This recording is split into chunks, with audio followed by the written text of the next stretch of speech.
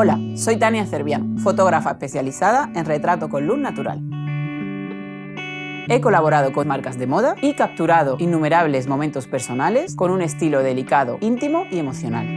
Mostrar nuestro lado bello y humano es lo que nos puede salvar de un mundo muchas veces frío y hostil. Soy licenciada en psicología y encontré en la fotografía una manera de captar la esencia de las personas.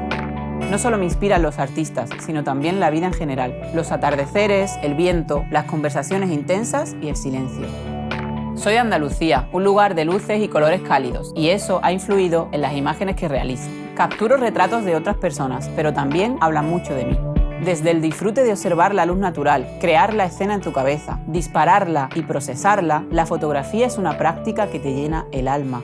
Aprendes a ver la belleza de cualquier rincón, a mirar de verdad a la gente y a escucharla. En este curso de doméstica vas a aprender a producir retratos con el uso creativo de la luz natural y los colores. Como proyecto final vas a planificar y realizar una sesión de fotos. Para empezar, hablaremos de la importancia del autoconocimiento para encontrar el estilo que te define. Haremos un mood board de referencias y te explicaré cómo definir tu propia paleta de colores. Luego detallaré cómo elegir la localización, vestuario y accesorios, además de presentar ideas para una buena dirección de arte. En el shooting comprenderás cómo trabajo con la luz natural, con colores monocromáticos y complementarios.